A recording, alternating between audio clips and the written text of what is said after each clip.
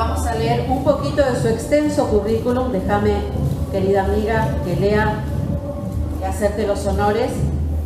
Débora Gonster, bibliotecaria de profesión, actualmente presta servicios en la Universidad Abierta Interamericana desde el año 2001, escritora e investigadora con más de 30 años especializándose en el estudio de las civilizaciones andinas desaparecidas.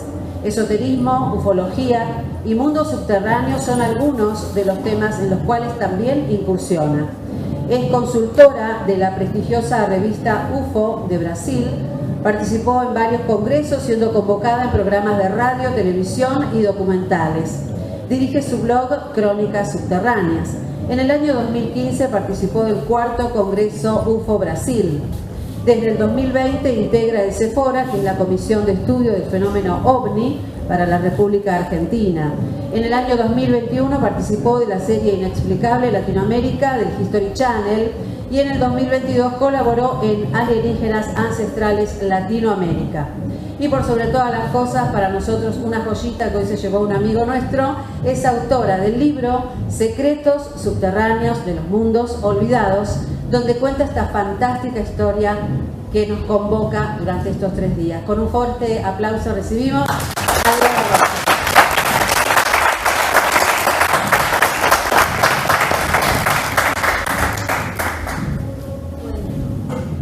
¿Se me escucha? Sí.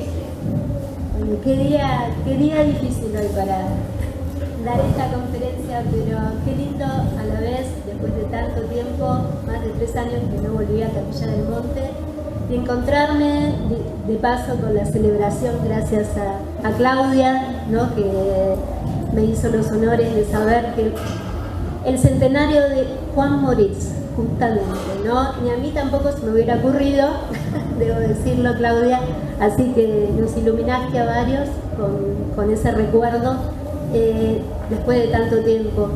Así que bueno, nada, estoy muy contenta, muy feliz, amigos que hace tanto tiempo que no veía, y a la vez de presentar esta historia, ¿no?, que cambió mi vida desde el 2004, cuando...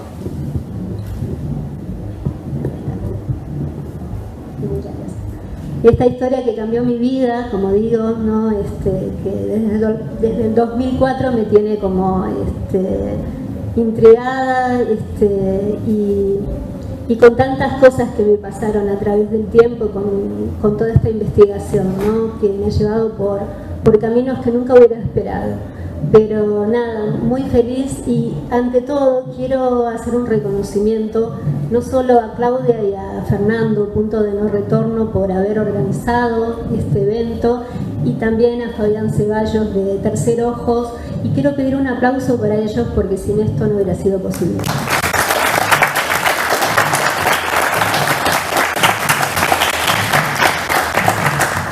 Hecho los honores, vamos a ir conociendo un poco la historia de Moritz. Quizás muchos de ustedes ya tengan alguna referencia, pero la historia del Gran Talto, como digo, siempre es un expediente abierto, y que bueno, vamos a intentar hacer un poco recorrido de su vida y algunas cosas que quizás aún no sabemos. János Moritz viene a la Argentina en el año 1950. Y su historia empieza en Hungría, y se sabe muy poco de su historia en Hungría. Lo que sí, que nació en el año 1923, un 19 de febrero, que estamos festejando ahora.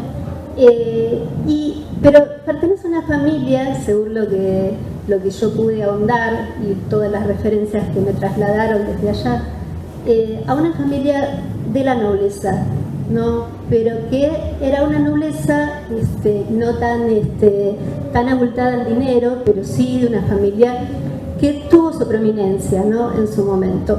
Y Moritz en Hungría ejerció como agricultor y tenía una finca, pero después pasan cosas en Europa, como siguen pasando ahora, y Moritz debe tomar decisiones. Obviamente la llegada del estallido de la Segunda Guerra Mundial, y luego la llegada del comunismo a Hungría marca un antes y un después en su vida, y él decide dejar esa vida y empezar una nueva ruta. Su primer viaje, su primer punto, decide salir porque los comunistas, lo que pasa, y él va a tener después una cuestión muy fuerte con todo eso, y además el nacionalismo muy fuerte que tenía Hungría en ese momento, hace que Moritz tome una decisión cuando los comunistas, después de la finalización y Hungría cae bajo ese régimen, todo su mundo es confiscado. Entonces Moritz decide partir de Hungría, lugar que nunca iba a volver más, con una familia que tenía constituida, y se decide marchar hacia Francia, ¿no? Es su primer punto en Francia, y ahí va a pasar algo, porque Moritz deja a su familia, nunca vamos a saber por qué, deja una mujer y una hija, y decide cómo cerrar un ciclo. Y después toma una decisión, y esa decisión tiene que ver con Argentina. Entonces él decide venir a Argentina para empezar su vida, pero viene además con ciertos interrogantes y ciertas informaciones, ¿no? Voy a tratar a ver si podemos ver alguna.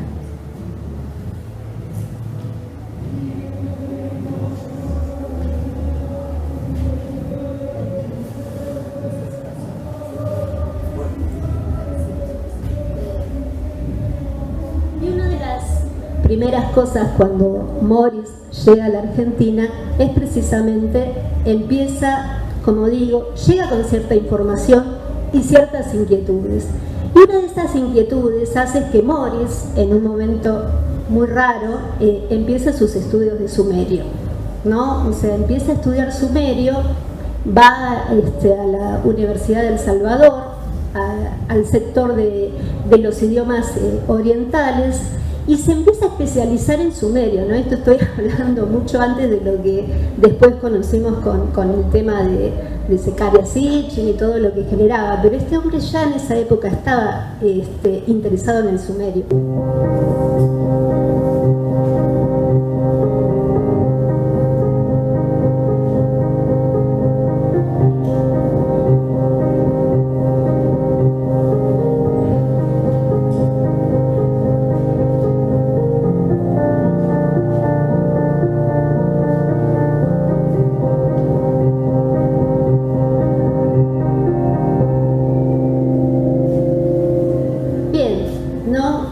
Moritz, acá en Argentina, empieza su trabajo, ¿no?, con el sumerio, y va a tener un profesor muy especial que se llamaba Jos Ferenc Bandini, que estuvo acá dictando la cátedra de sumerio y fue su gran referente, que también tenían ideas muy interesantes, ¿no?, sobre el antiguo pasado especialmente de Hungría, ¿no?, que había un gran debate del que Moritz después se va a hacer, lo va a tomar en carne, ¿no? El gran debate de Hungría era de dónde venían, de dónde surgían sus ancestros, ¿no?, especialmente los magiares, y se empieza a pensar en esta conexión con Sumeria, que después él va a seguir ahondando, ¿no?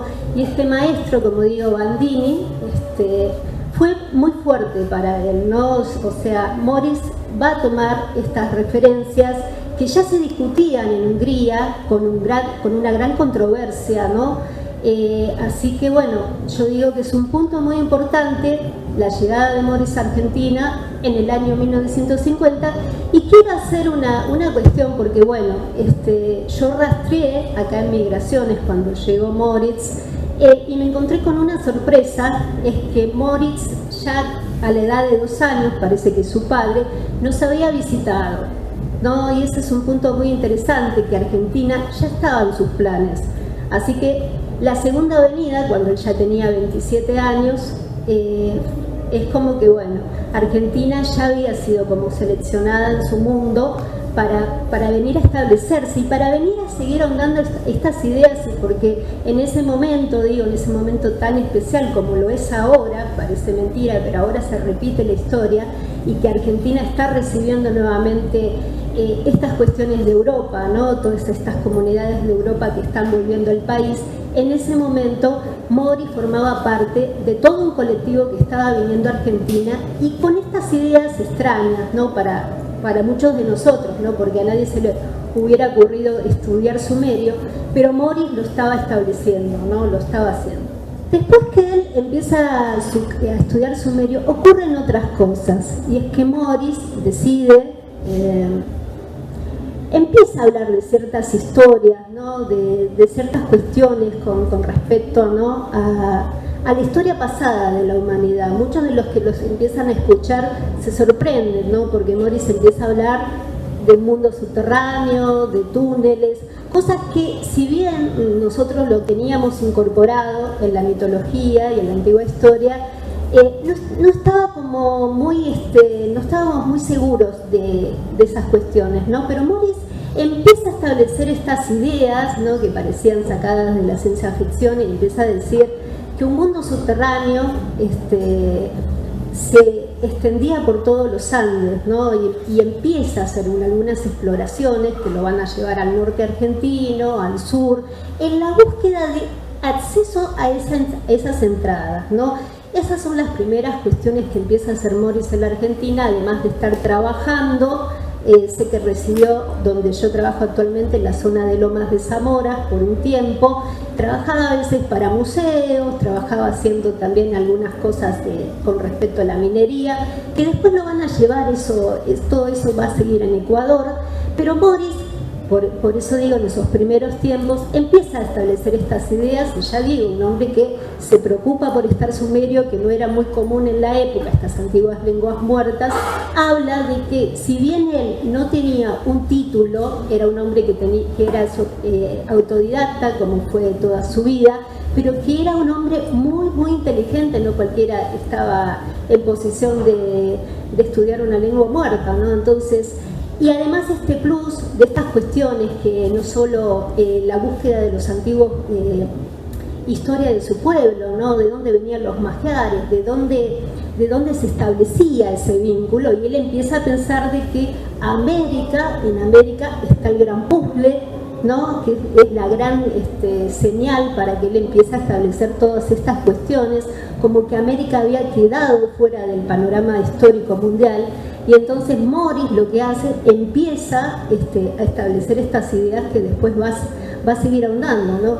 Y una de las cosas que empieza a pasar es que después él sigue su búsqueda, no encuentra estos accesos o estas cuestiones en Argentina, y decide marcharse en el año 1960, un poco antes de los años 60 o 60 y algo, más 63 más o menos. Morris se decide ir de Argentina y sigue sus exploraciones. Va a ir por Bolivia, va a estar en Perú, va a ir a un montón de lados tratando de buscar estos accesos, y sin embargo, si bien se sorprende con todo lo que va encontrando tanto en Bolivia como en Perú, pero él cree que ahí no está la clave de lo que él estaba buscando, no lo satisface esa clave. Entonces él sigue su ruta y llega a Ecuador, y en Ecuador va a seguir trabajando en el sector de la minería, y va a establecer como un puente, ¿no? Va a encontrar algo ahí que es diferente, ¿no? O sea, Ecuador es como que estaba, si bien pertenecía al antiguo imperio, ¿no? del Tahuantinsuyo, de alguna manera, ¿no? O sea, todas estas divisiones, Bolivia, Perú, Ecuador, o sea, todos esos países pertenecen a una misma historia. Y es ahí donde Morris establece que ahí va a encontrar una referencia.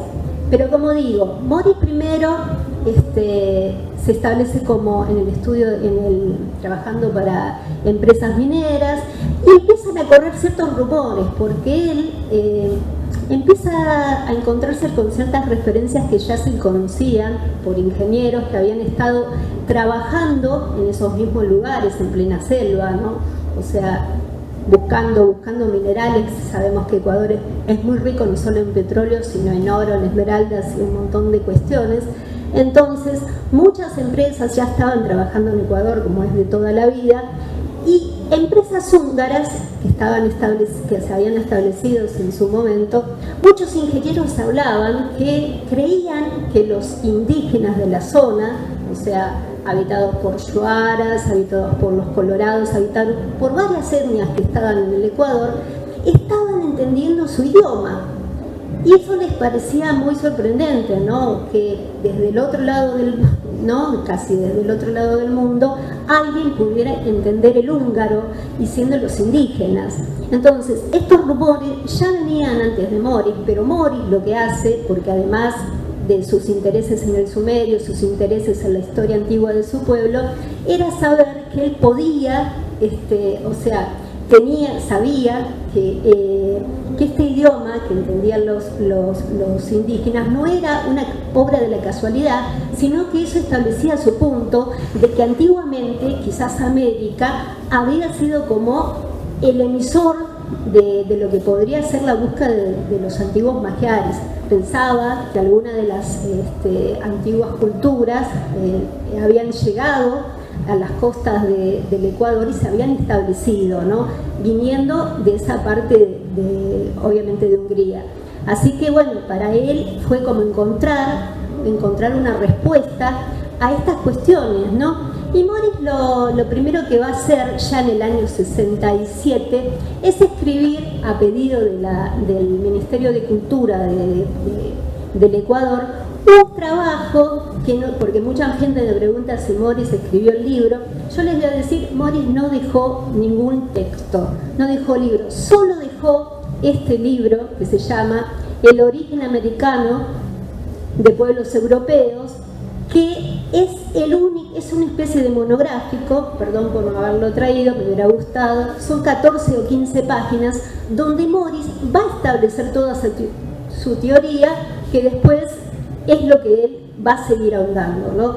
Y en esas páginas él cuenta todas estas historias, él cuenta la cuestión etimológica, cómo va encontrando estas respuestas en Ecuador, y realmente sorprende y mucho, ¿no? Que alguien se atreva a decir, y esto le va a costar las primeras persecuciones a nivel de los historiadores, especialmente españoles, que estaban establecidos, que se empiezan a molestar mucho con estas cuestiones que dice Moritz, y se incomodan y le dicen que no tiene que estar hablando de estas cuestiones a nivel histórico, porque parece poner en riesgo la historia establecida.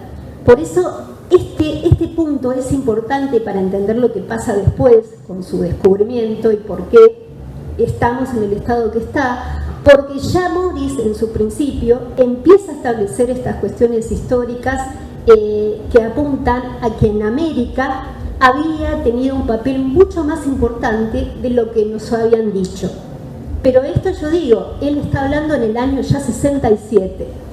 Y otra cuestión, en el mismo año, en el año 67, él va a publicar un artículo que va a llegar acá a Argentina, se va a llamar Este viejo nuevo mundo, y donde él ya no solamente habla de todo esto que estaba ocurriendo a nivel intelectual y que él estaba dando a conocer, sino que además dice, y esto escuchen bien, ya dice él acá en Argentina, que había descubierto el descubrimiento, ¿no? En una cueva había detectado objetos y una biblioteca metálica, ya lo dice en este texto, nos dice a nosotros, ¿no? Así muy al pasar, y ya uno empieza a pensar de que su descubrimiento, que si bien se va a hacer público unos años después, es verdad que ya para esta época lo habrá descubierto 1 o 2 años antes, en el 65, calculo yo. Moritz ya estaba en posición de este misterio y de este hallazgo. Así que esto es muy importante porque él lo divulga acá, y este es el diario, creo que La Nación, que lo saca. Así que bueno, es un hecho bastante interesante.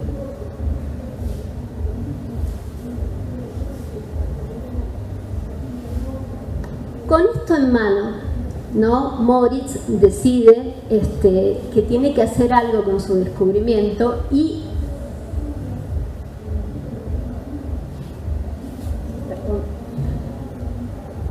con esto en mano, decide que tiene que compartir su descubrimiento y expone al gobierno de Ecuador su hallazgo, ¿no? Le presenta, les dice de que él ha hecho un descubrimiento importante que puede cambiar la historia del Ecuador, y es entonces que se decide organizar una expedición, ¿no? que va a ser en el año 1969, y se invita, lo organiza la Secretaría de Turismo del Ecuador, acompañado por el Ejército, para que Moritz decida llevarlos a ver lo que había encontrado, ¿no? Y se dice que este hallazgo Moritz lo recibió por parte de ciertas incidencias indígenas, aunque no estamos muy claros de cómo fue todavía, pero que ciertos indígenas que le encontraron en él esta cuestión idiomática, confiaron, y ellos tenían una leyenda que se llamaba la de un famoso hombre que vendría, ¿no? Y que entendería su lengua, ¿no? Eso es muy interesante, por eso a Moritz se le abren las puertas, ¿no? Él es presentado como una especie de hombre que va a cambiar su mundo, y entonces los indígenas confían en él y le dan a conocer esta historia de que en cierta cueva del Ecuador, ¿no? Que es la cueva de los Tallos, se halla un tesoro. Ayer Brad Hunter nos mostraba un poco dónde está ubicado, lo vuelve a repetir.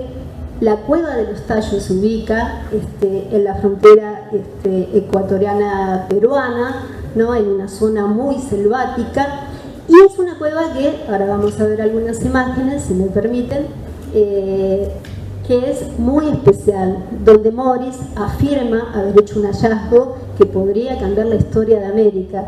Pero como digo, estas infidencias le fueron entregadas porque así tenía que ser, un poco por los indígenas y un poco porque él ya suponía que ese legado podía responder también algunas preguntas de su propia historia, ¿no?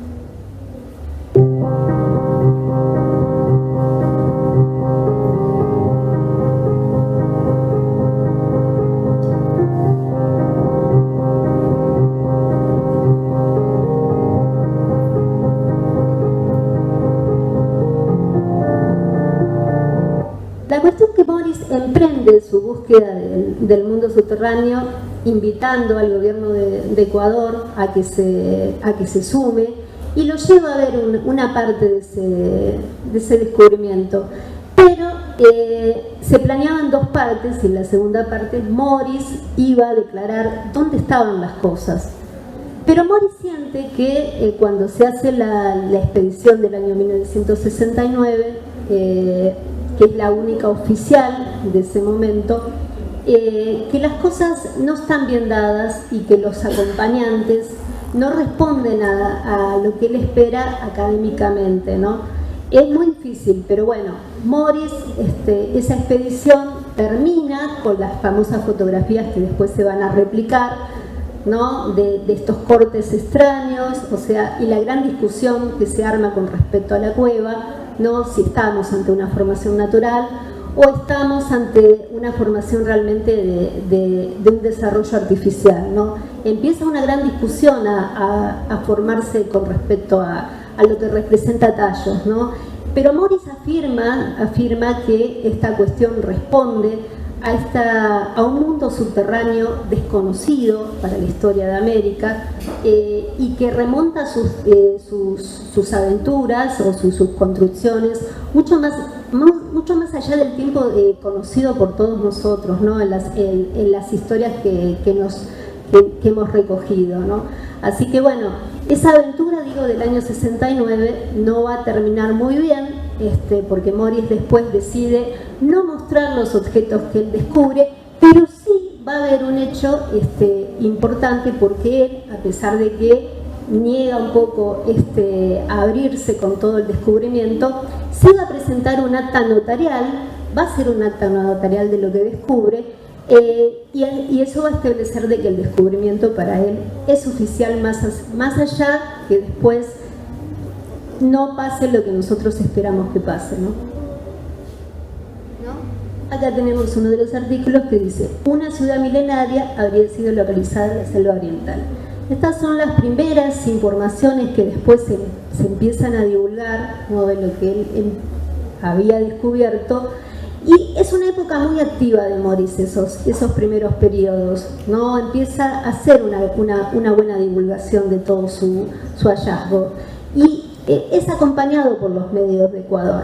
Hay mucha expectativa, pero como digo, después ese periodo va a tener como una especie de apagón mediático, Pero estos artículos son muy interesantes porque nos dan la pauta, y él decía además que mucho de esto, la ciudad que había descubierto, o lo que él decía que había como hallado, tenía vinculación no solo con el antiguo pasado magiar, sino además con la cuestión sumeria, ¿no? Lo cual es muy impactante.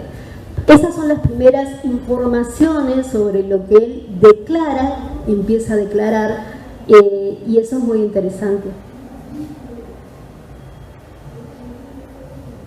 Y aquí está lo que yo les estaba diciendo. Él va a protocolizar todo su descubrimiento en esta escritura, ¿no?, que aún se conserva, y se lo va a establecer a través de Gerardo Peña Mateus, que va a tener siempre un protagonista muy importante en la historia de Tallos como su abogado, y que siempre lo va a acompañar en la cuestión jurídica, y hasta el día de su fallecimiento, que fue hace muy poquito, él va a acompañar todo lo que Morris le presentó, ¿no? Pero como digo, este descubrimiento no fue así nomás, sino que hay un acta notarial que existe, que aún subsiste, de los objetos que Morris ha encontrado a lo largo del tiempo, ¿no? Lo que él decía, lo que había, no solo esta cuestión de los antiguos magiares, de que había escritura sumeria de por medio, de que había un montón de cosas muy extrañas en esa cueva, y que, como digo, surgen de una infidencia de los indígenas que toman aprecio a Morris por haberlos comprendido en su propio idioma, ¿no? Bueno, después viene una parte muy interesante, porque esta historia no hubiera salido a la luz si no fuera porque este hombre, que sabemos que es Erich von Däniken, no hubiera publicado un libro en el año 1972 que se llama El oro de los dioses. La cuestión es que toda esta historia del año 69 se empieza a conocer en Europa, y Däniken se entera, ¿no?, de uno de estos artículos, se entera y le interesa, y trata de contactar a Morris. Y después de un tiempo logra ese contacto. Y Morris lo que quería, a pesar de que la expedición del año 69 no terminó muy bien, como digo, porque quedó ahí como no se atrevió a seguir ahondando, pero le dice a Däniken que para seguir ahondando en ese descubrimiento necesita alcanzar mucho dinero, necesita obtener mucha financiación, porque él piensa que todo ese descubrimiento es enorme, y que está muy, muy enterrado, y para eso se necesitaba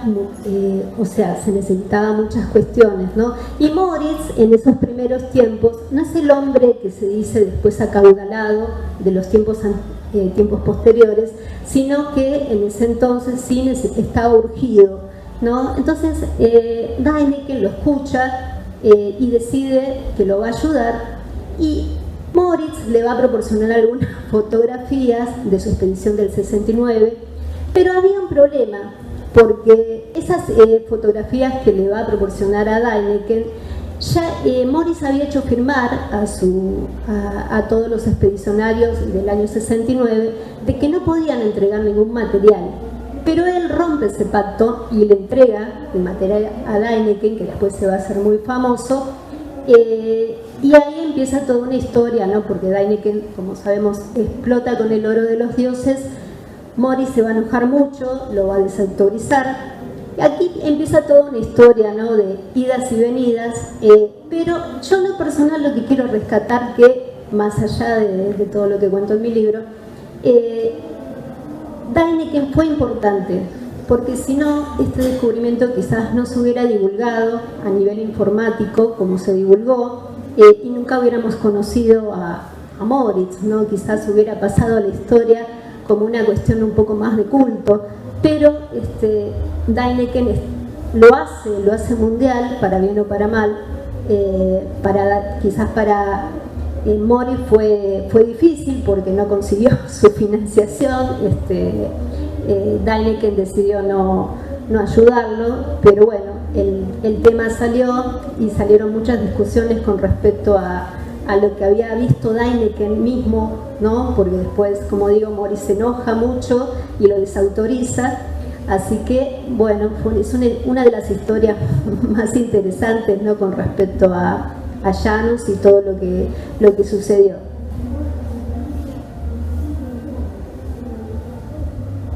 Bueno, aquí tenemos El oro de los dioses, una de las ediciones, ¿no? O sea, Däniken, después de esto, van a pasar décadas hasta que pueda volver al Ecuador, porque Moritz se lo quería morfar vivo con todo lo que había sucedido.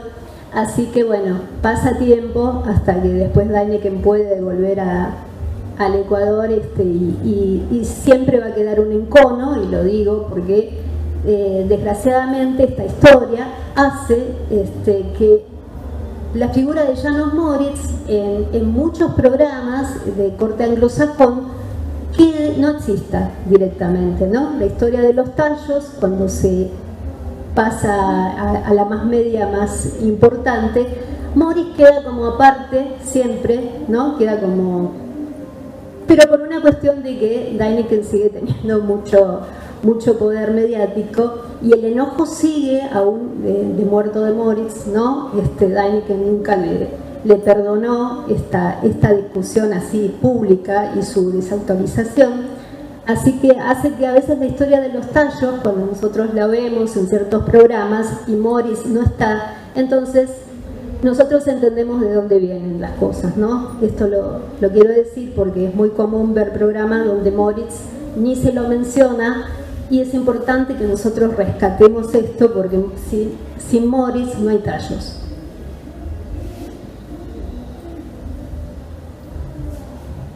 Florencio de Basaldúa también tuvo una cuestión muy importante, fue un teósofo, ¿no?, argentino, ¿no?, seguidor de la teosofía, y que tenía ideas muy interesantes, ¿no? Hablaba de continentes desaparecidos, ya fines del siglo XIX, principios del siglo XX.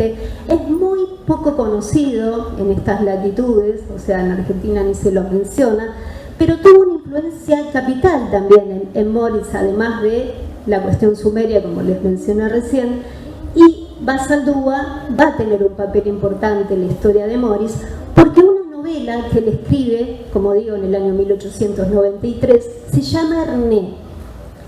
Es una novela, digo, que ojalá la pudiéramos todos leer, porque ahí, en René, se cuenta la historia de una cueva, de un descubrimiento subterráneo, ¿no?, en forma novelado, en una parte de los Andes. Ustedes se imaginan, ¿no? O sea, según Basaldúa, está novelado.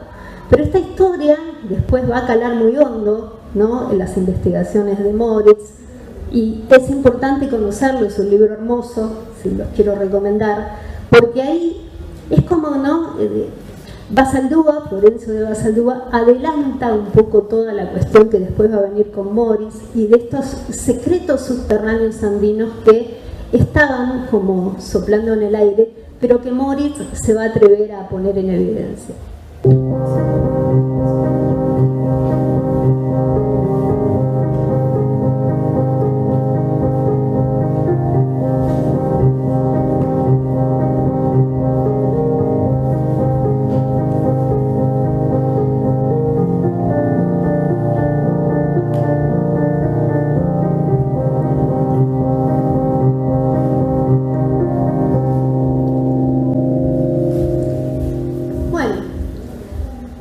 Después de la expedición del 69 y de estas historias que iban pasando en la vida de Moritz, que queda como un poco, y la pelea con Däniken, ¿no?, del año 72 en adelante, llama tanto la atención, a ver si puedo...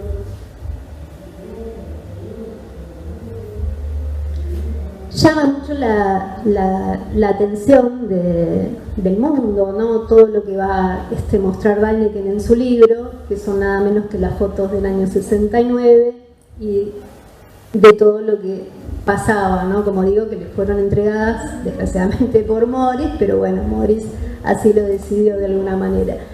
Y esto va a despertar cierto interés, ¿no?, especialmente en el gobierno británico, ¿no?, o sea, y especialmente en un escocés llamado Stan Hall, que va a decidir tratar de realizar una expedición y para comprobar si Moritz estaba diciendo la verdad, si podía convencerlo de que pudiera difundir su descubrimiento al mundo, ¿no? Entonces se decide hacer una exploración como nunca antes en la vida sudamericana, en el año 1976. Este hombre, Stan Hall, un escocés, un ingeniero escocés, decide organizar toda una expedición y pide ayuda al gobierno británico, que se la concede, y además porque estaba muy vinculado a toda la cuestión militar. Y más de 100 científicos deciden trasladarse a las selvas del Ecuador, juntamente con el gobierno, en colaboración del gobierno del Ecuador y del ejército del Ecuador, que en ese momento Ecuador estaba en manos de un gobierno militar, ¿no? Entonces, bueno, se hace toda una cuestión de colaboración, y lo más importante es que Stan Hall va a hablar con Moritz, ¿no? Que en ese momento Moritz había decidido seguía un poco el apagón después de esa efervescencia y divulgación que hizo en sus primeros años, y trata de convencerlo de que a ver si podían llevar adelante esta historia, ¿no? Que a él le estaba como costando mucho sacar a luz, prometiéndole que iba a tener todos los beneficios que quería, y que bueno, que necesitaban que él se sumara.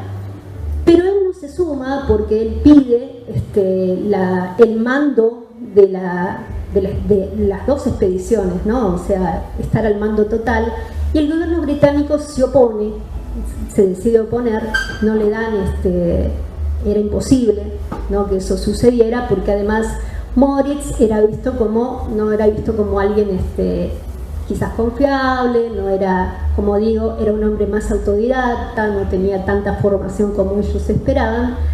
Pero obviamente Moritz, como no aceptan sus condiciones, decide retirarse. Y en esta expedición, además, como sabemos, se hizo muy famosa, más que otras cosas por estas que les estoy contando, porque uno de los integrantes fue nada menos que Neil Armstrong, el hombre que había ido a la Luna, que decide sumarse, lo cual despierta mucha suspicacia en su momento, porque se suma, ¿no? Neil Armstrong, ¿qué va a hacer aquí?, ¿no? Pero Neil Armstrong, bueno, además compartía sus ancestros escoceses con Stan Hall, y por otro lado, en ese momento se festejaba la independencia tanto de Ecuador como coincidía con el centenario de Norteamérica. Entonces hubo es lo que nos dicen, de que eso llevó a que Neil Armstrong se sumara, y porque además él decía que le parecía una experiencia fascinante, ¿no? Ya lo había vivido en la Luna, y de pronto tenía la oportunidad de conocer uno de los lugares subterráneos más importantes, ¿no? Así que bueno, se decide sumar. Y es importante entender que cuando Moritz hace su expedición en el año 1969, es el mismo año que Neil Armstrong va a la Luna, y sí, hay una cuestión un poco hermética acá que es interesante marcar, es que como es arriba, es abajo, ¿no? Creo que todos lo sabemos, ¿no? Y en ese momento se dio esta cuestión, ¿no? Es interesante eso, saberlo, de que, bueno, pasó que Armstrong se sumara, ¿no? Y acá está un personaje muy interesante que también a veces es como silenciado y en apagón de la historia de los tallos y de la vida de Moritz, que es el espeleólogo argentino Julio Goyen Aguado, que aquí lo vemos justamente con Neil, en una foto que se hizo muy famosa. Quizás ustedes no sepan mucho de Julio Goyen Aguado, ¿no? Pero fue un espeleólogo muy importante de acá de Argentina, y que además fue una de las manos derechas de Juan Moritz y su amigo personal. Y esto quiero recalcarlo porque si bien Moritz no integró la expedición del año 76, sí lo hizo Julio. Y quiero decir esto porque cuando se habla de la expedición del 76, que después armó un ruido terrible, que se dice, ¿no?, tantas cosas, esa expedición que digo, de más de 100 científicos, que estuvo casi un mes en las cuevas, El gobierno británico, claro, como no se sumó Moritz, terminó diciendo de que todo lo de las cuevas era totalmente natural, que no había nada raro, que no había cortes raros, y en una palabra que Moritz como que estaba loco, no había lo que él decía, y que además no encontraron nada. Pero mucha gente piensa que sí, que en Ecuador hay una gran discusión de que los ingleses se llevaron cosas de esa expedición y que hasta el día de la fecha sigue habiendo una gran controversia. Pero si ustedes se fijan, vuelvo a lo mismo. Aquí está Julio Goyen Aguado. Entonces, siendo la mano derecha de Moritz, y esto siempre lo discuto con los ecuatorianos, ¿alguien puede pensar de que Moritz va a entregar su descubrimiento, ¿no?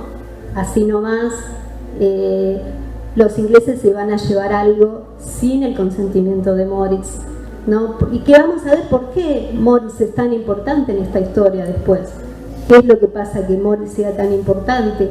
Porque además de su descubrimiento, Moritz dice que hay algo más ahí, que no es un descubrimiento muerto, ¿no? Sino que ese descubrimiento, supuestamente, ¿no? Ese hallazgo que él declara, el hallazgo de una biblioteca metálica, de ciertos objetos de oro, y de montones de cosas que nuestra mente no alcanza a comprender, él dice que esas pertenencias pertenecen a una civilización que sigue estando activa, ¿no? Lo va a empezar a declarar, ¿no? Y eso hace que la cuestión de los tallos haya adquirido tanta trascendencia, ¿no? Porque Moritz no está declarando no solo de que la cuestión de los túneles, como él hablaba, este descubrimiento que se pone en evidencia, sino que además nos está diciendo de que este mundo está habitado, ¿no? Que esa cuestión subterránea no es solo pertenece a alguien, y que él ha entrado en contacto con esa pretendida civilización. Estos anuncios se empiezan a hacer todos en el año, como digo, si bien Moritz lo hablaba en forma privada, pero a partir del año 76 él lo empieza a divulgar al mundo.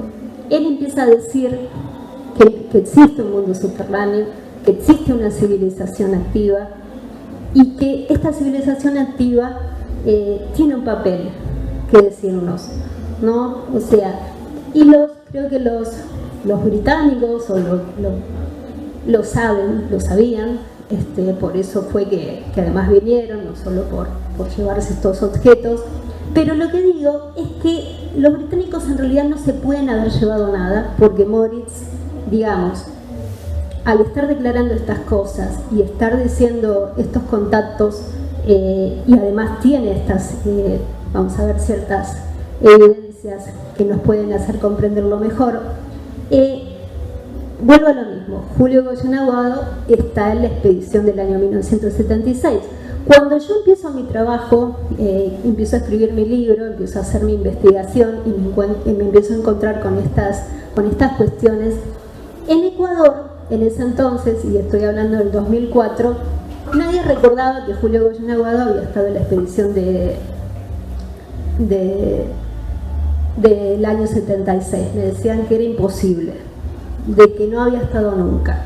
Entonces, había como una negación a aceptar el papel argentino en toda esta cuestión, ¿no? Porque este es como un tríptico, ¿no? O sea, la cuestión para entender bien toda esta cuestión tenemos que establecer Ecuador, establecer Hungría y establecer Argentina.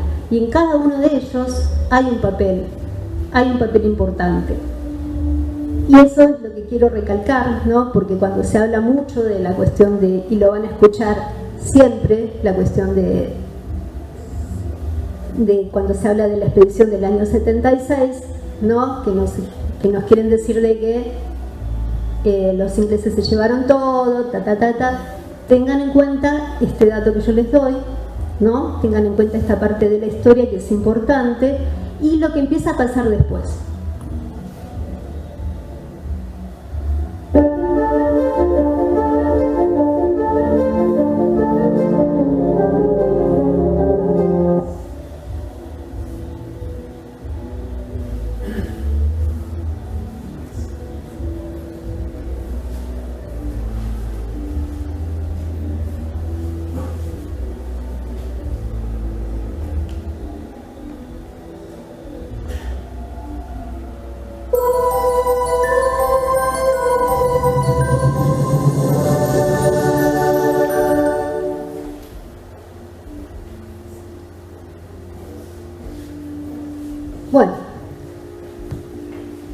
Moritz va a hacer una declaración, como digo, va a empezar a hacer sus declaraciones con respecto a este mundo, el mundo intraterrestre, ¿no? Y va a haber un libro que se llama Los extraterrestres existen, un testimonio recogido por dos franceses, que acá está el libro después para exhibición, a ver si lo alcanzo.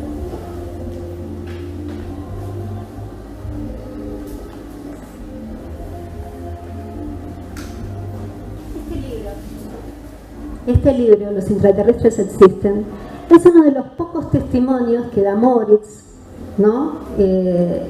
Sobre su experiencia con estos seres, ¿no? Y explica y hace una explicación de qué trata este descubrimiento, además de todo lo que él va encontrando, lo cual es realmente impactante, ¿no?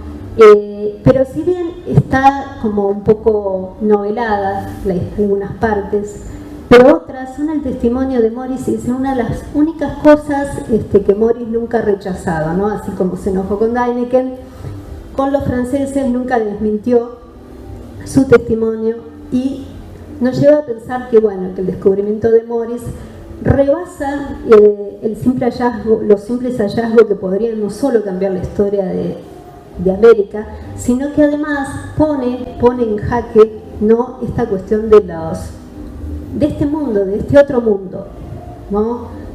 Así que bueno, yo les recomiendo, si pasan por acá y se exhibe, que lo tengan en cuenta. Guillarin Pallottino, ¿no? Es uno de los testimonios quizás más interesantes, ¿no?, que recoge lo que Moritz empieza a tener en contacto, ¿no?, con estos seres, ¿no?, que se hallan en estas cavernas. ¿Se consigue ese libro? libro? Sí, se consigue. Sí, todavía en Mercado Libre y algunos vi que todavía lo siguen vendiendo. Es muy interesante. Él está acá con otro nombre, no como Moritz, como Jan, pero es Janus, ¿no? Janus Moritz, así que bueno, es muy interesante. ¿Y el autor? Son dos, Guillarin Pallottino, es un matrimonio francés.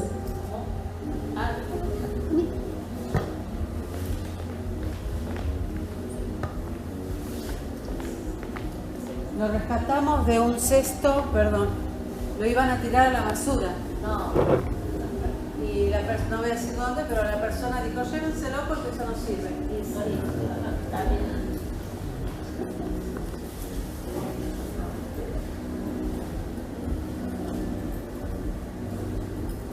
Bueno, aquí tenemos uno de los artículos que, como digo, Moritz empieza a desgranar en ese 1976, que es: pueden tildarme de loco, pero hay seres superiores bajo la tierra. Esto lo dice en el medio de cuando se está llevando la expedición británica, que bueno, como digo, es también un gran fracaso, ¿no?, porque hubiera sido una de las pocas oportunidades que teníamos de que este descubrimiento viera más la luz. Pero bueno, Moritz comprende que no es el momento, desgraciadamente, pero empieza a declarar estas cuestiones en esa misma fecha, como metiendo un poco de cuña, ¿no?, haciéndoles entender de que hay mucho más en juego, ¿no? Y también hace pensar, ¿no?, que menos mal que por ahí no era el momento de ningún modo de que esto cayera en otras manos, ¿no? Pero es interesante que Moritz empieza a declarar estas cuestiones, ¿no? Moritz insiste en que bajo los Andes hay un mundo subterráneo. Como digo, son todos artículos que empiezan a publicarse en Ecuador, ¿no? Y él muy serio, como demostrando de que sí había un papel activo en esa cuestión, ¿no?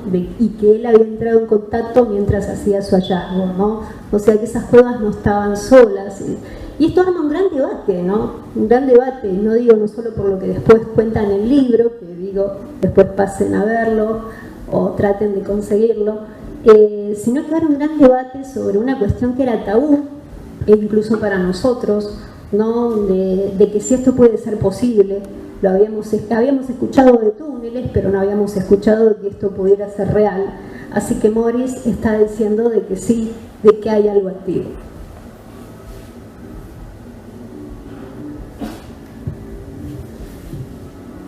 Esta es otra particularidad, y vuelvo otra vez, él es Julio Goyen Aguado. Moritz, mientras un año antes de hacer su expedición del año 1969, va a hacer una expedición también muy llamativa, que la va a hacer con un grupo de mormones, porque Julio Goyen Aguado era mormón. Y como digo, era una época en que Moritz seguía buscando financiación, él entendía de que necesitaba mucho dinero para llegar a ese mundo que decía que estaba muy abajo. Esto es interesante también porque Moritz llama a este descubrimiento la cueva del chamán, ¿no?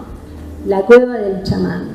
O sea, él escribía a reportes que hacía no solo para acá Latinoamérica, sino que mandaba reportes a Hungría. Cada paso que iba haciendo, él iba haciendo reportes a Hungría. ¿Y por qué?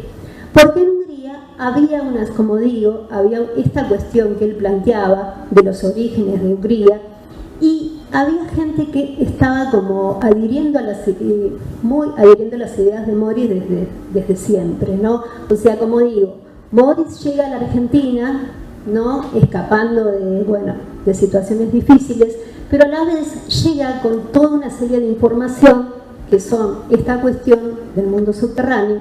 Y como digo, él a la cueva de los tallos, esa parte donde él hace su hallazgo, la llama la cámara del chamán.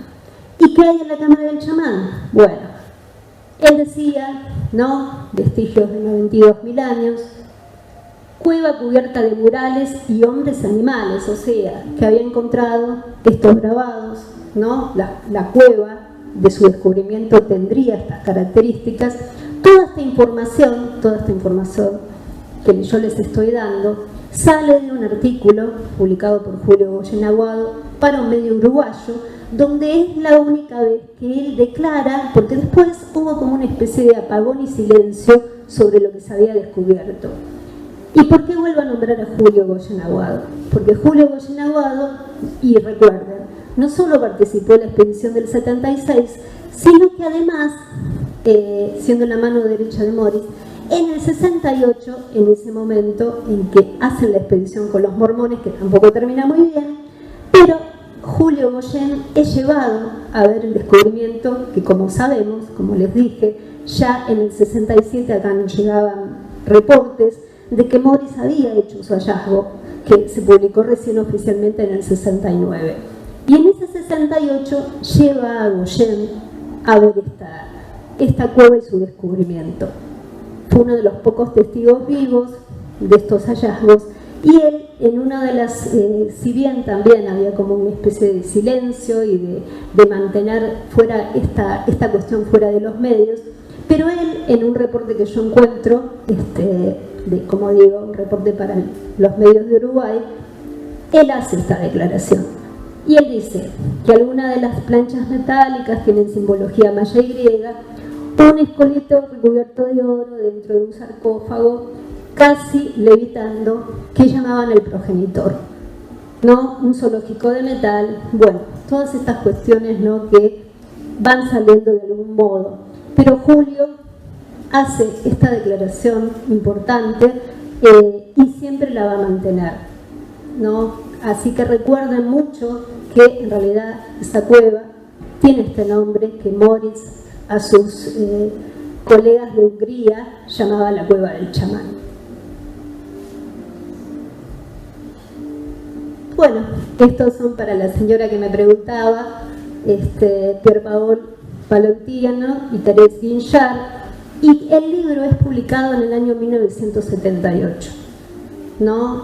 Acá en Argentina va a llegar en el año 1980, y como digo, es un libro muy importante, así que bueno, los franceses se anotan un punto porque no era fácil que Moritz declarara lo declaró.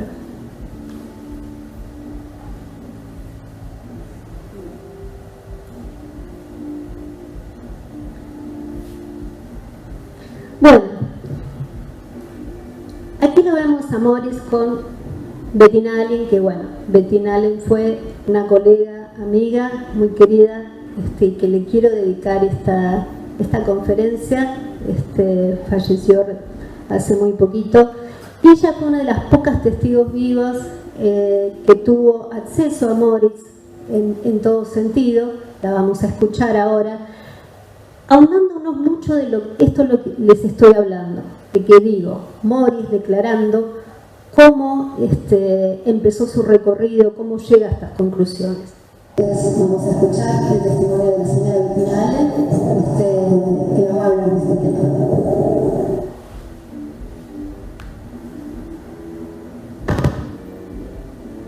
Juan ya andaba en búsqueda de un mundo subterráneo hacía rato. Tenía todo un plano, porque él había tenido un maestro con el cual trabajó mucho, que vivía en Siberia. Juan venía andando desde los montes Altai en Siberia. Y no nos olvidemos que en los montes Altai de Siberia hay una ciudad secreta, al mejor estilo Shambhala, que se llama Belovodía. Él tuvo acceso a ese lugar. Ella ya había tenido acceso en esa época a los sabios de Belovodía, que le habían dicho que la verdad estaba en América, no ni en Europa del Este, ni en Rusia, no, en América. Habla de la entrada al mundo subterráneo, que es lo que él venía a buscar. A partir de ahí, él después se explayó más. Por ejemplo, nunca habló del Mount Shasta, nunca habló del Monte Shasta. Él hablaba de América, nada más. Entonces, habló primero de Ecuador. El punto de partida para él en Ecuador. Y de ahí, Ya tenía entonces datos acumulados. Venía con todos los datos y con todo el plano, todo el mapa a dónde tenía que llegar. Por eso era Guayaquil y no Quito, para arrancar para el tema de las cuevas. Y cuando él hablaba de esa cuestión subterránea, ¿qué pueblo decía? ¿Qué es lo que decía? No, él lo que nos decía era que había una ciudad decía, que había un mundo, una ciudad subterránea, que en la primera fase de esa ciudad solamente había restos arqueológicos muy importantes. Era un lugar ciclópeo hecho por la mano del hombre, procedente del hundimiento de la Atlántida.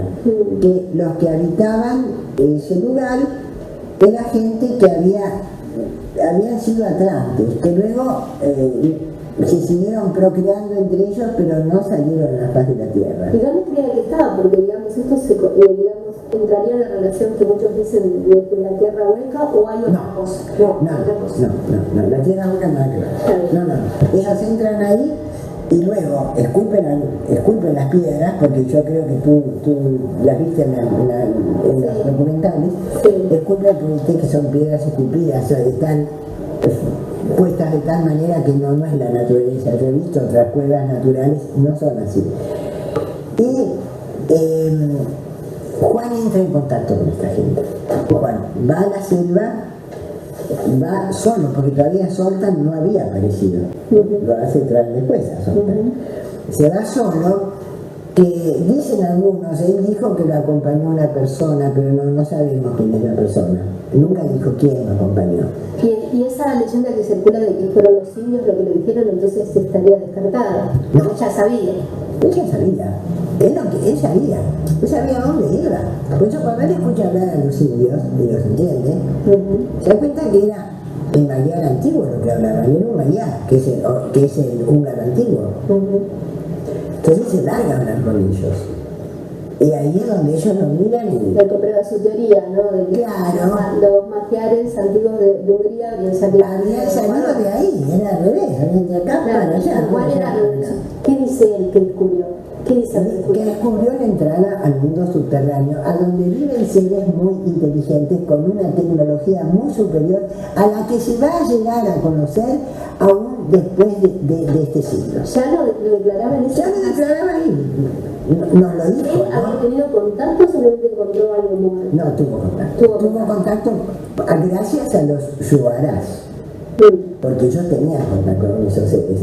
Algunos subían, bajaban, o sea, tenían contacto. Porque lo que pasa es que, o sea, esas piedras que están muy bien acomodadas, extrañamente muy bien acomodadas, esas piedras tienen un campo magnético que no lo creó Juan, ya de antes. O sea, creado por la tecnología que hay una gran tecnología dentro de la cueva. Y Juan tenía, después de mucho, digamos, tener contacto con ellos, le dieron lo que se llama una llave táctica. Que esa la colocaba acá en la palma de la mano. Y con hacer esto, una de las piedras se abre, viste como abre de sésamo igual, y da entrada a la ciudad propiamente dicha de los, como él lo llamaba primero, velas de los intraterrestres.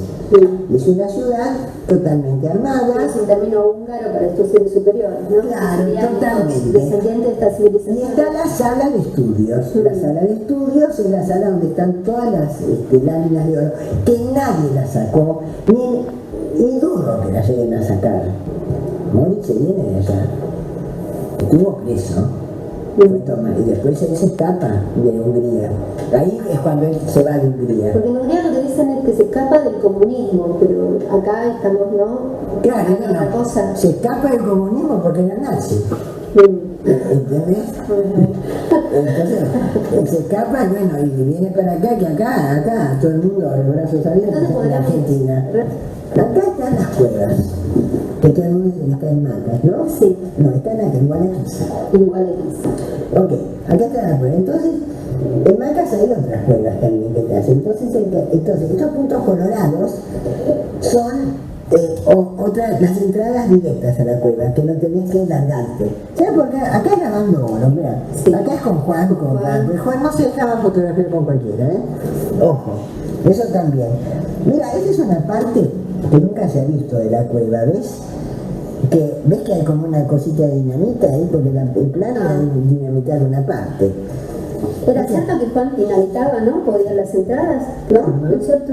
Claro, ¿ves? Acá hay otra. Impresionante. Claro, acá hay otra, porque para mí Juan está vivo. Yo pienso que Juan se ha ido para abajo y chao, ¿viste? Este es un testimonio importante porque ella nos está diciendo un poco lo que se supone que Moritz descubrió ya. Bueno, es un testimonio que filmamos con mi colega y amigo Alan Stiebelman en su momento, a Bettina Allen. Fue una de las pocas veces, ¿no? O sea, de esta mujer que me acompañó en los últimos años. Realmente su experiencia fue muy importante porque ella en el año 1987 hace una expedición con Moritz. Moritz, como digo, a pesar de los altibajos, trataba en ciertos círculos de, como digo, lo hizo con Julio Goyen Aguado, y con ella también trataba de que este descubrimiento no muriera, no quedara en el olvido, a pesar de que él decidió quizás no presentarlo como nosotros hubiéramos querido, pero bueno, Bettina, que lo había conocido en sus primeros tiempos de Argentina, mientras ella trabajaba como secretaria, fue secretaria de Pedro Romagnuc, otro importante místico, y que además Pedro Romagnuc fue un amigo de Moritz. O sea, Moritz se había iba contactando con gente que después fue muy importante. Quizás Bettina en los últimos tiempos estuvo un poco olvidada. Yo la traje a Capilla del Monte, ¿no? Mi amigo Carlos Gallo también tuvo interactuar con ella y muchos otros. Pero bueno, traté yo de los últimos años. Bettina después hace esa expedición en el año 1987 junto a Moritz, a quien, como digo, había conocido acá desde muy joven, y ella es la que me ratifica que Moritz hablaba de este mundo subterráneo, ya en ciertos círculos. O sea, Moritz acá ya había divulgado esta información, y que después, bueno, él decide que debe encontrarlo y empieza su viaje, ¿no? Hasta que hace su aterrizaje en Ecuador, ¿no? De alguna manera, y todo lo que pasa. Pero bueno, Bettina Allen fue un testigo de privilegio y dejó este testimonio, y como digo, quiero dedicarle mi conferencia no solo a ella, sino también a Roberto Villamil, a quien, bueno, voy a extrañar un montón. Me pone muy triste su partida. Fue otro hombre muy importante en la cuestión de acá de Capilla y de ERS sobre todo, y todas las investigaciones que hizo. Así que bueno, son personas que en los últimos años debimos escuchar un poco más, y bueno, así fue, y yo traté de dejar este testimonio de Bettina, que quizás para muchos de ustedes sea un poco controvertido, pero que bueno, es importante. También me gustaría aclarar, porque ella dice que Moritz era nazi. No estoy tan seguro de eso, creo que Moritz era más nacionalista, no como fueron muchos de su tiempo, pero no está probado que Moritz haya sido un nazi, estaba muy lejos de eso.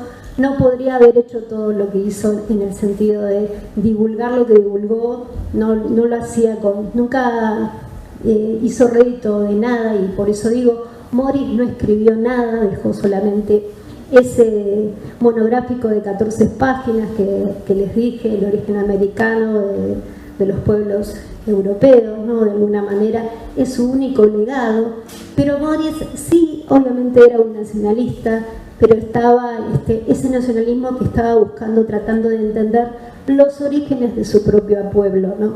Y en Hungría me han ratificado también que en realidad la partida de Moritz, más allá de se puede dar una controversia, es que obedece a eso, obedece a que, bueno, Moritz le fueron confiscadas sus cosas, tenía, como digo, cierta empresa, ciertas cuestiones que en su propio país natal, y decide escapar un poco de esa opresión que él sentía, y bueno, decide partir. ¿La monografía esa se puede conseguir? ¿Cuál, querida? La de Moritz. Recién mencionaste la monografía que habían hecho antes del día 14. De los, sí, eso no se puede, ese está difícil. Yo voy a ver si le puedo atraer le dije a Claudia, voy a tratar de conseguir algún ejemplar, tengo 2 en mi poder.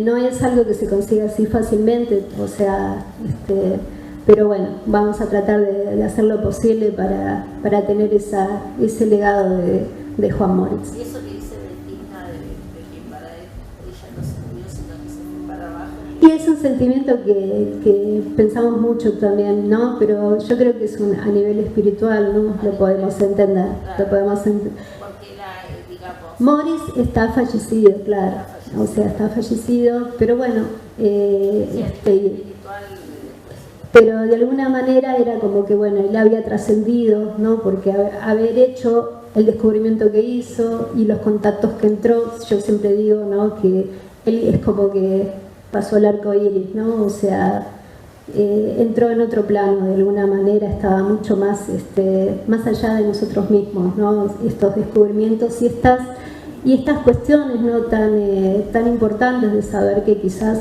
hay otra humanidad viviendo junto con nosotros, ¿no? Lo cual es difícil de aceptar, pero Moritz lo dijo, ¿no? Que eso pertenecía a alguien, y eso empieza toda una cuestión, ¿no? De qué se trata más allá de este descubrimiento, porque además él decía de que este descubrimiento que había hecho, ¿no? Donde había simbología sumeria y donde, como dije, lo que decía Julio, que había como las paredes grabadas.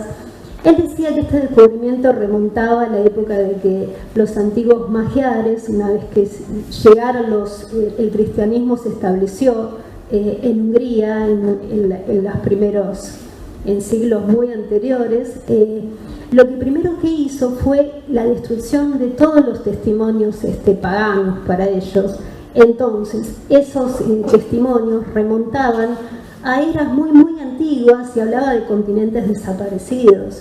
Y él decía que ese legado, parte de ese legado, cuando vino toda esa cuestión religiosa, porque uno de sus emperadores se decide convertir al cristianismo, y ahí empieza toda esta persecución que siempre han hecho de destruir testimonios anteriores. Moritz lo declara en una conferencia que presenta para el Centro Cultural de Ecuador, va contando esta historia de San Esteban, como San Esteban se convierte al cristianismo y se decide arrasar con todos los documentos de los antiguos magiares, ¿no? Pero decían que entre los documentos que había tablillas de oro de esas épocas, y esas tablillas habrían sido ocultadas en donde ellos sabían que estaba su tierra primigenia, que es nada menos que América. Entonces, por eso cuando Bettina dice que Moritz sabía, de algún modo, más allá de todas estas historias intermedias con respecto a cómo consiguió la información, pero él estaba seguro de que en una de esas cavernas, ¿no? Que después él descubre y se da cuenta de que es así, en una de esas cavernas estaba ese legado que remonta a los antiguos magiares y mucho más, porque la cueva no solo tiene eso, sino, como digo, este contacto del que hablo y otras cuestiones. Pero es importante esto, que Mori se da cuenta de que sí, de que tiene que ver con su antigua historia y por eso es tan importante. ¿Cómo se explica lo que decía ayer Fernando, que él haya roto el pacto ese con los indios y haya vendido cosas a la Argentina? Vendido, no sé, traído cosas. ¿Quién lo dijo? Brad Hunter, ayer. Ah, Brad. Bueno. Por el viaje del Hércules que trajo cosas. Morris, al tener contacto con esos seres, tuvo permisos, ¿no? O sea, hubo permisos de que algunas cosas vieran la luz, porque si no, ¿cómo sabríamos? Y algunas de esas cosas vieron la luz, salieron de donde tenían que salir, pero no las cosas tan importantes como se creen. Pero Morris tenía un papel, por eso digo que para entender esa cuestión hay que hablar de que Morris tenía un papel muy importante, ¿no? Y ya vamos a ver por qué, ¿no? Morris era como una especie de portero, ¿no? Como así decimos de Acoblanis, que fue un portero. Morris era el portero de Tallos, el guardián de Tallos. No era cualquier persona, lo está diciendo también Bettina. Su gran bagaje, su formación en el Altai, ¿no? La cueva del chamán. No estamos ante un hombre cualquiera. Más allá que era un explorador, más allá que era un autodidacta, pero en su formación espiritual, y esto lo dejé para el final, vamos a ver que Moritz no era cualquier persona. Sí, yo me refería a que decía que lo habrían matado por haber traicionado. No. No es tu versión. No es mi versión. Ah, bueno, está bien.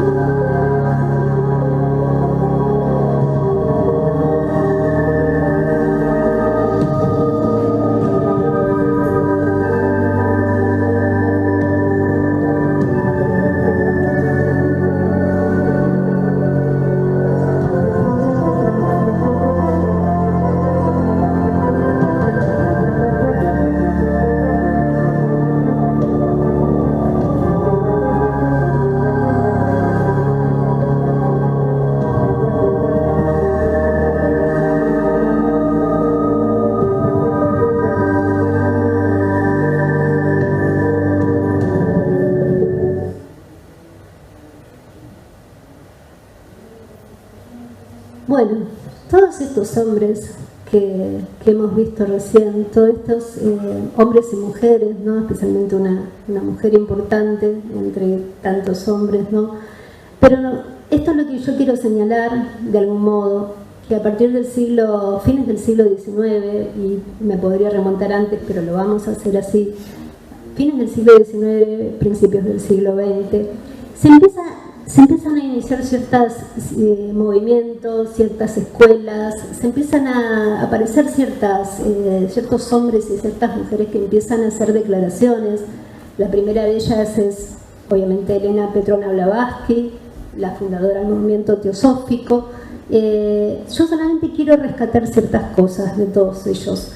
Ella lo que empieza a decir es hablar de esta cuestión subterránea, de los continentes desaparecidos. Los mismos van a ser otros hombres como Ferdinand Otsedonsky, que exploró el Tíbet y habló de rutas de antiguos subterráneos que unían los continentes. Lo mismo de Sanal Vidré, que habló del arqueómetro y de que existía un rey del mundo. O sea, montones de cosas que empiezan a difundirse, escuelas iniciáticas, ¿no? Nicolás Roerich con su expedición en busca de Shambhala en el Tíbet, todo, como digo, fines del siglo XIX, principios del siglo XX. Johan Williamson, que nosotros conocemos como el Brother Phillips, El secreto de los Andes, que es un libro muy conocido acá en Sudamérica. Todos ellos cumplen los mismos requisitos, hablan de tierras desaparecidas, hablan del mundo subterráneo y hablan de estas cuestiones de algo activo y vivo, ¿no? De algún modo dan a entender eso. Por eso digo, y Moritz, de alguna manera, para mí, representa la última combinación de todos ellos. ¿No? Moritz, por eso digo, no es un factor aislado, no es que se le ocurrió a él decir, existe un mundo subterráneo, existe una humanidad que está activa y viva, aunque nos parezca un poco sorprendente, sino que esto ya empieza a salir, se empieza a difundir. Lo que pasa que él, para mí, da un paso que ninguno de ellos ha dado, que es hacerlo público y además presentar sus hallazgos, declararlos judicialmente. O sea, Moritz avanza, ¿no? Porque este es un proceso que, como digo, cuando se habla del mundo subterráneo, ¿qué significa el mundo subterráneo? Porque ustedes estarán pensando, ¿qué es lo que ha descubierto este hombre? ¿Por qué una civilización desearía estar subterránea y no comunicarse con nosotros? ¿Qué es lo que pasa con eso, no? Entonces, para entender un poquito eso, y no lo voy a hacer tampoco muy extenso, pero cuando se habla del mundo subterráneo, nosotros tenemos que entender que en nuestras primeras épocas, las primeras humanidades, todo estaba visible, la información llegaba, pero esa información que llegó, quizás llegó muy pronto, y llegó con avances muy extraordinarios en esas primeras épocas, en esas primeras humanidades, las cosas no terminaron muy bien. Y Moritz después lo decía. Él pensaba que algo había sucedido en un pasado remoto, que había hecho que estas humanidades colapsaran y decidieran seguir en estos accesos subterráneos. Pero para entenderlo bien es eso, como digo, primero había una divulgación, hubo una divulgación en esas primeras humanidades, el hombre tenía acceso a ese conocimiento, pero debido a que todavía no estaba avanzado espiritualmente y que nos faltaba crecer, ese conocimiento fue un poquito perjudicial para nosotros. Y entonces eso que era visible, de pronto se convirtió en subterráneo de alguna manera. Eso lo podemos decir desde un punto de vista espiritual, ¿no? Entonces el hombre debe buscar ese conocimiento, ya no tiene el acceso a ese conocimiento total, sino que necesita hacer una especie de iniciación para encontrarse nuevamente con ese conocimiento poco a poco. Entonces el mundo subterráneo representa, desde un punto de vista esotérico, esta cuestión. Después tenemos la cuestión física, todas estas cuestiones que son muy difíciles de aceptar, ¿no? Bettina hablaba de Atlantes, Moritz también lo decía, los Atlantes siguen vivos, lemurianos, hiperbóreos, llámese como se quiera, o todo lo que nos ocurre cuando pensamos en lo que pasa en Capilla, en ciertas cuestiones, pero el mundo subterráneo tiene que ver un poco con esto. Lo que era visible se hace subterráneo por una razón de que el hombre debe volver a buscar el conocimiento, pero desde otra manera, debe pararse desde otra manera. Y entonces Moritz representa la última, para mí, luz en ese sentido, porque Moritz traía la tradición altaica, la seguida por Roerich, ¿no? De alguna manera, la conexión, ¿no? Antes del pasaje, ¿no? de que desde Asia era la luz espiritual, y ese pasaje después, ¿dónde va? Va a venir acá. El pasaje espiritual se establece acá, se establece en Sudamérica, especialmente va a ser Sudamérica el foco. Hoy alguien me preguntaba si estos son los fines de los tiempos de alguna manera.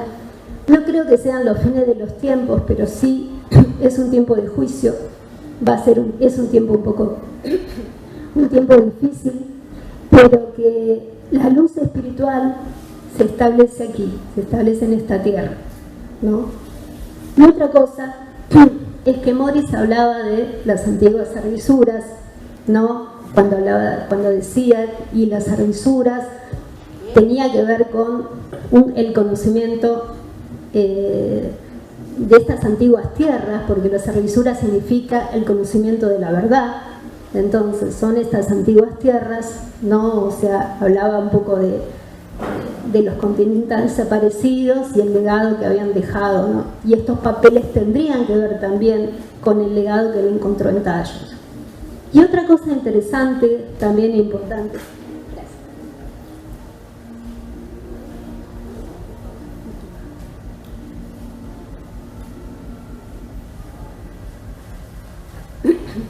cuando digo que Moritz no es un hombre cualquiera, digo, Morris se llamaba Janusz Morris.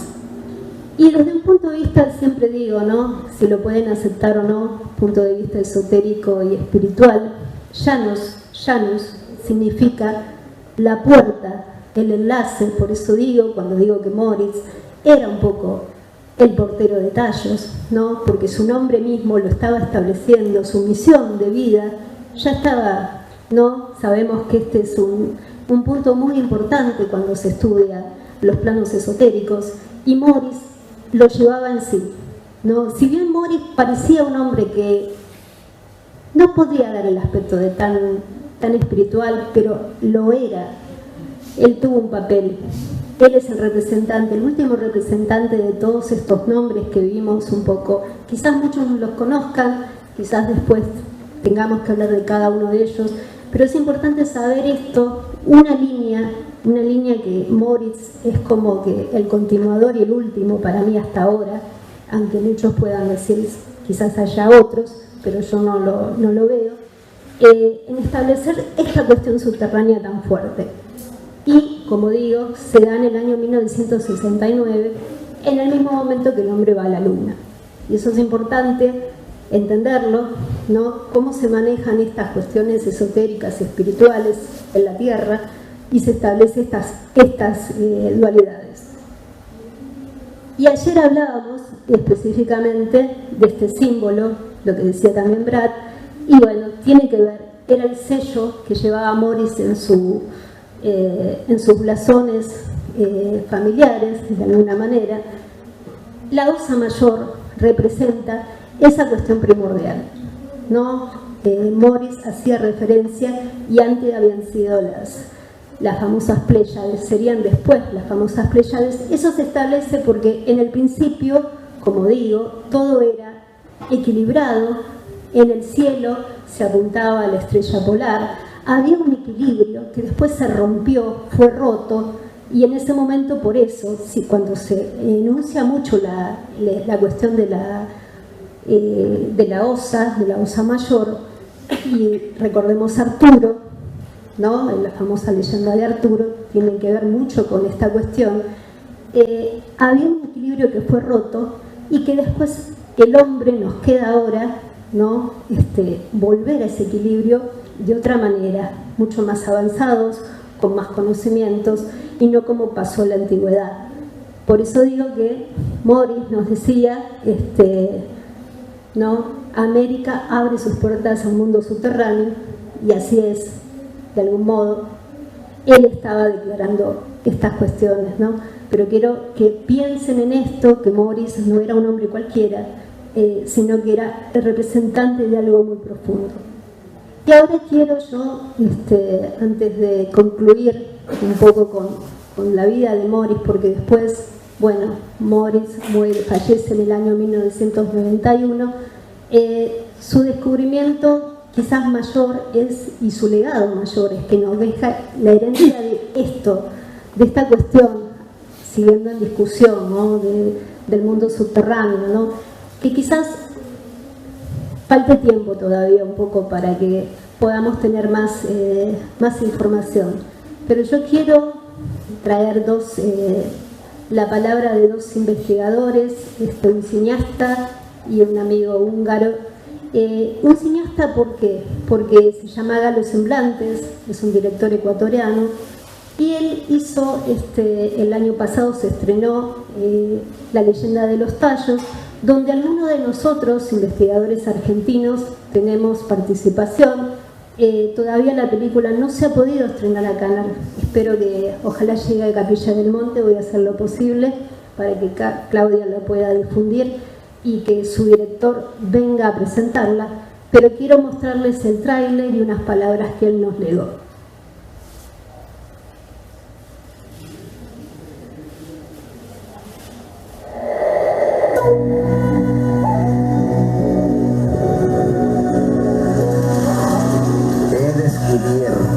En la región oriental, provincia de Morona, Santiago, dentro de los límites de la República del Ecuador, objetos preciosos de gran valor cultural e histórico para la humanidad.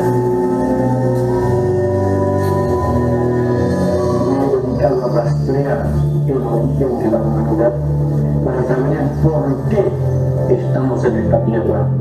Un aventurero, un cazador de fortunas, un tipo poco serio, un estafador.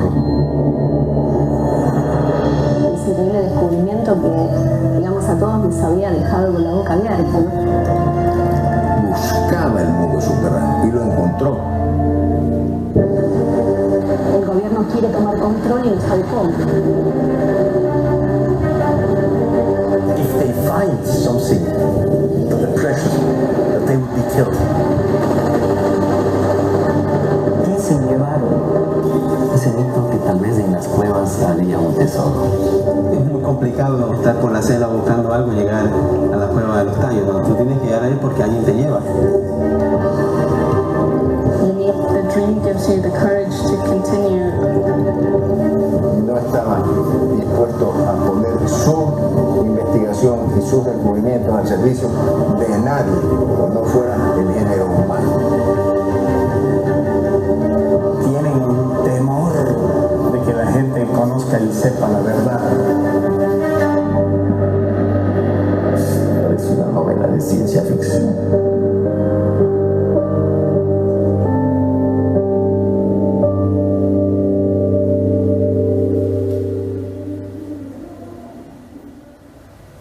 Saludos, mi nombre es Galo Semblantes, director y productor del documental La leyenda de tallos. Permítanme decir un par de palabras sobre Janusz Moritz en este día tan especial. Yo a Moritz comencé a conocerlo hace exactamente 10 años, cuando iniciamos el proceso de producción de mi película. Su historia nos recuerda la importancia de mantener viva la memoria de aquellos que dedicaron su vida a la búsqueda del conocimiento y la información. A través de su perseverancia y dedicación, Moritz nos enseña que la búsqueda de la verdad y el conocimiento no es un camino fácil y que a menudo se enfrentará a obstáculos y dificultades. Sin embargo, su trabajo nos inspira a seguir adelante a pesar de los desafíos y a no permitir que las dificultades nos impidan alcanzar nuestros objetivos. Su legado nos inspira a continuar explorando, investigando y descubriendo, aún en tiempos de dudas y escepticismo.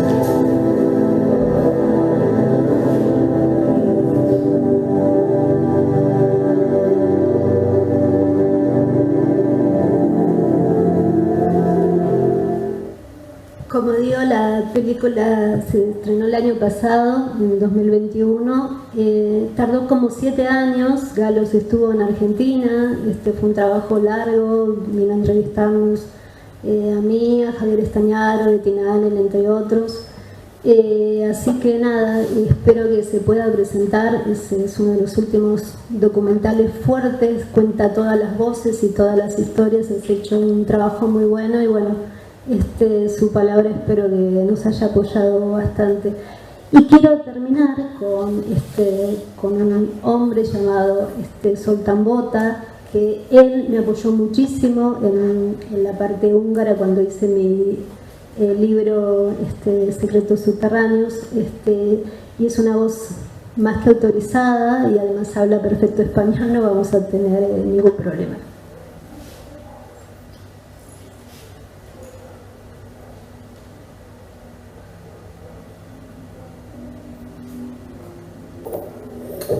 Muy buenas noches a tu abuela argentina y a los que han decidido dedicar su noche al tema inagotable de la cueva de los tallos y principalmente a la figura inolvidable de Moritz János.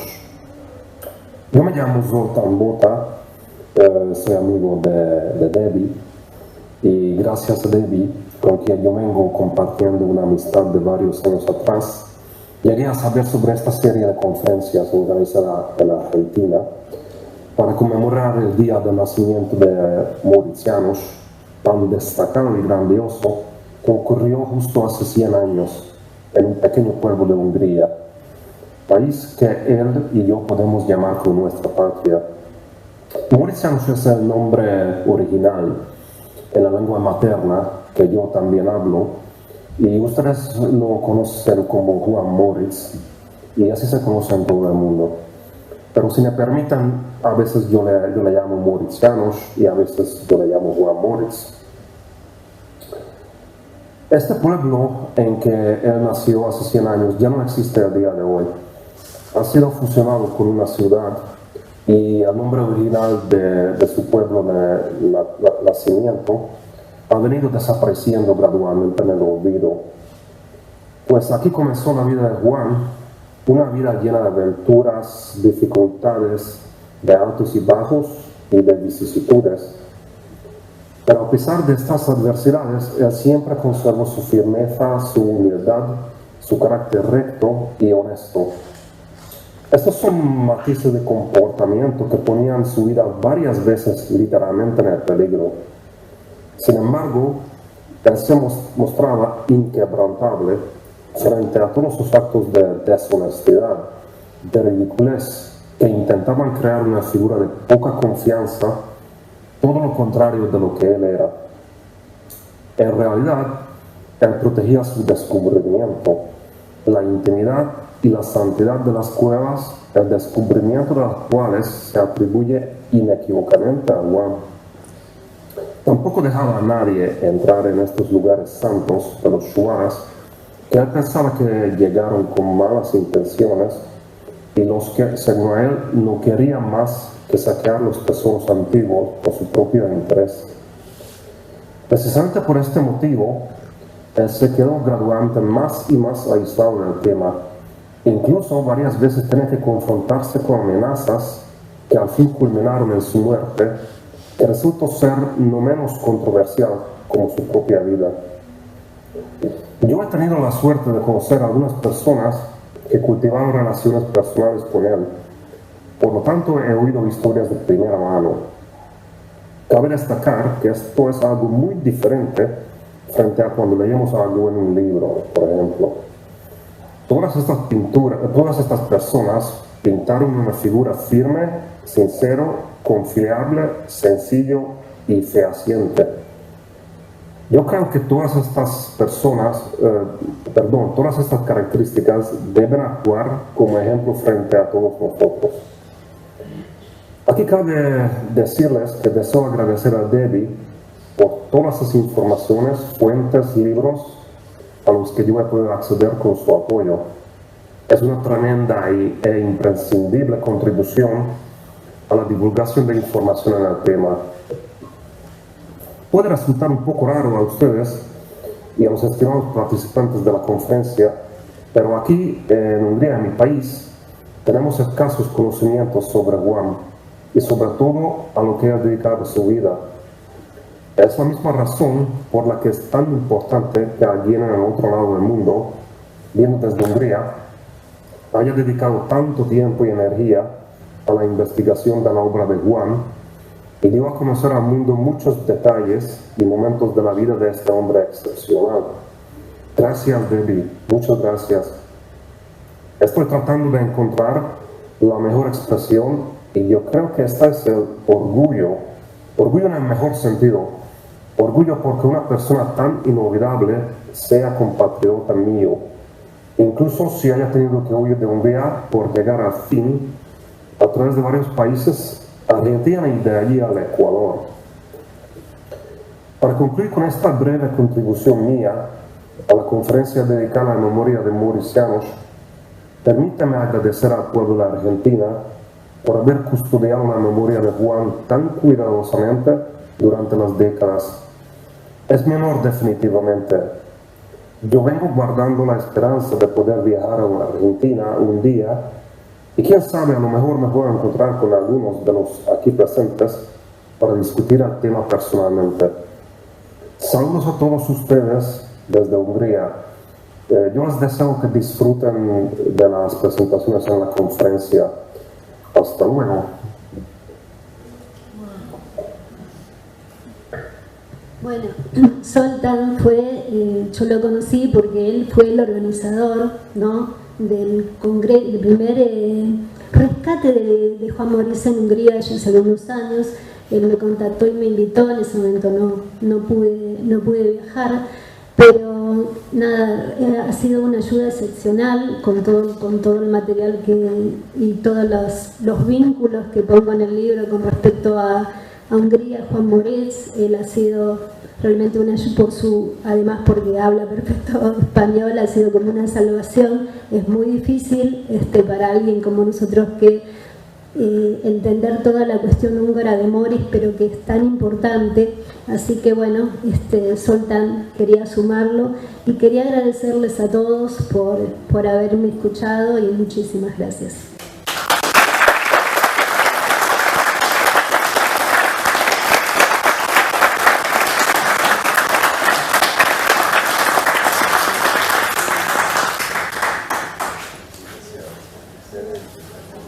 Bueno, muchísima información, excelente la exposición de Débora, siempre con un enfoque cada vez más amplio y profundo. Agradecemos muchísimo a nuestra querida amiga y con la esperanza de que esto siga creciendo. Hay mucha promesa de nuevas visitas, de nuevos contactos con la lejana Hungría que se hace cercana esta noche en la voz de estos amigos que desde tan lejos nos saludan y nos invitan a continuar difundiendo el legado de János Moritz. El día de mañana será nuestro último día de homenaje por ahora, porque van a continuar los homenajes, con la presencia en la sala del señor Gustavo Fernández, que viene trayendo también una nueva conferencia acerca de Tallos, los misterios de Tallos y el metalenguaje de los dioses. Y a partir de las 18 horas también tenemos la exposición abierta de la Cueva de los Tallos y la colección del Padre Crespi. Así es, así que los esperamos mañana, aquellos que puedan seguir disfrutando de este misterio. Yo creo que es una invitación a esos espíritus inquietos, como siempre decimos, a tratar de encontrar la verdad. Así que les agradezco de parte de todo el equipo de PNR, también de Fabián Ceballos, la presencia de ustedes y sostener este campo de energía, este campo de información, que ojalá lo podamos difundir en cada uno de nuestros lugares de origen. Muchísimas gracias. Recordando que mañana, 20 de febrero 2023, se cumplen los 100 años del nacimiento de Juan Moritz. Vamos a traer un pequeño pastel y algunas cositas dulces. Los invitamos a aquellos que quieran venir. A partir de las 18 y hasta las 20:30 vamos a estar festejando simbólicamente el cumpleaños número 100 de Moritz, así que están todos invitadísimos mañana para festejar. Buenas noches y muchísimas gracias.